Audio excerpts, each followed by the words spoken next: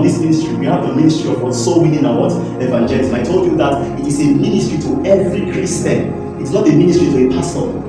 He said to all of his disciples at once, I don't know how many they were. He said to them, he said, go ye into the nations and make disciples. He did not say just preach. He said, make disciples. And I said that starting from last week, we are beginning as a ministry to keep God's word. Are we still here now? Yes, we drive you hard until you become something in God's kingdom. Are we learning tonight now? Yes, yes. So you are to go out there, speak the word to somebody.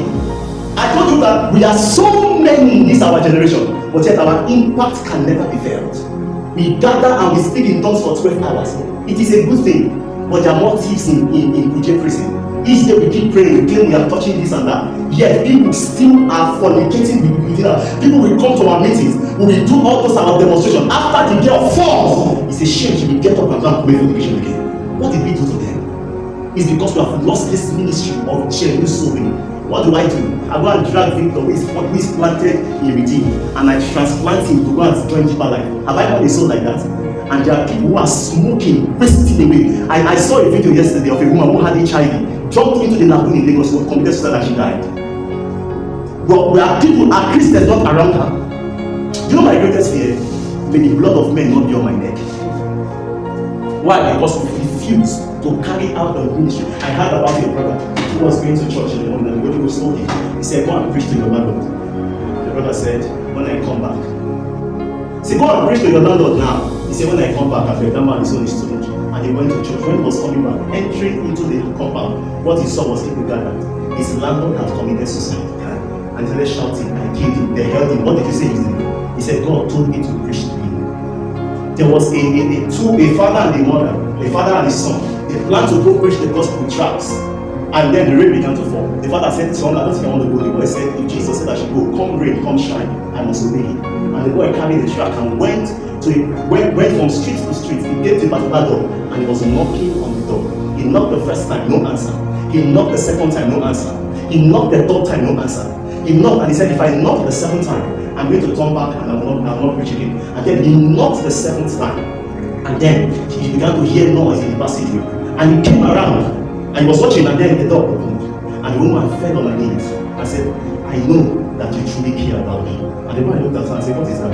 He gave her the tract. And she said, I told Jesus that if you know I am still worthy to be saved, send somebody to knock on my door 7 times and I will give my life to you. She was having a rope to commit poison if the prayer was, to commit suicide if the prayer was not answered. We've lost this ministry of so many.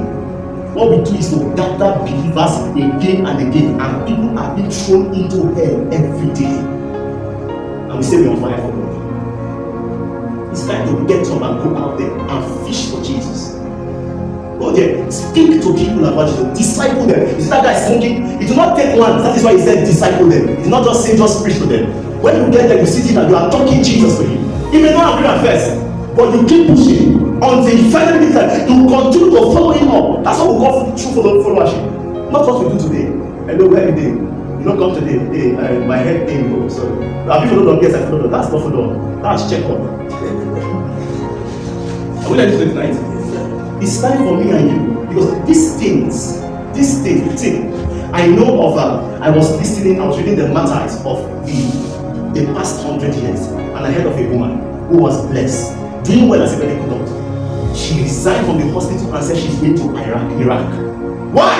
I want to use my skills to win souls for Jesus. Do you know what you're going to do? Die. She said, I don't care whether I live or I die. What we call big ministry and big churches or great work for God is when you do for a while and then you now begin to drive a jeep to help with those gospel of Satan, to help with those nonsense. You don't like what I'm saying tonight, but I'm telling you the pure gospel. Are we learning tonight? Yes. She left everything behind, and the day they were to kill her, she called her mom and said, I'm so proud to die for Jesus. And they stoned that woman to death. What we want to do is that we are looking for cameras. Where we stand, go and meet the sinners and preach to them. People are dying every day and going to hell. Believers have refused to preach the gospel. What we call gospel is to carry flyers and to invite people from one church to another church. Even the so-called cities we claim that have been conquered for Christ is 90% atheism. I saw a censor. A young man went out, forgotten the state in America, and he spoke to 20 people. The 20 of them said, do you know Jesus? They said, we never heard about him. And their church is there. Why will you win souls for Christ? And there are churches there. Do you know that there are people in different people that we are that do not have about Jesus? These were the passions of the apostles. This nonsense we celebrate. I'm not against rankings.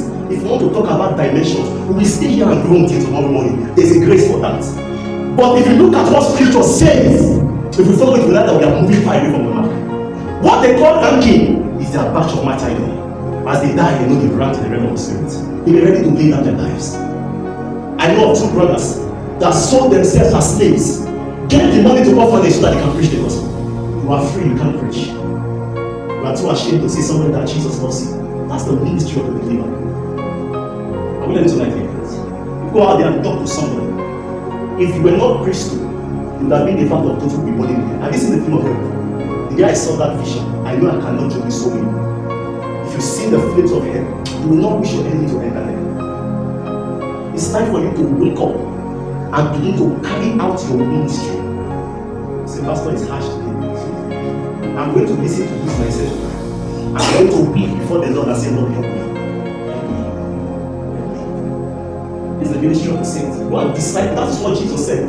Don't let us not waste the blood of that sinless man. Do you know what we are doing? He paid for that man's salvation. If that man goes to hell, it's a waste of resources. It's a waste of resources.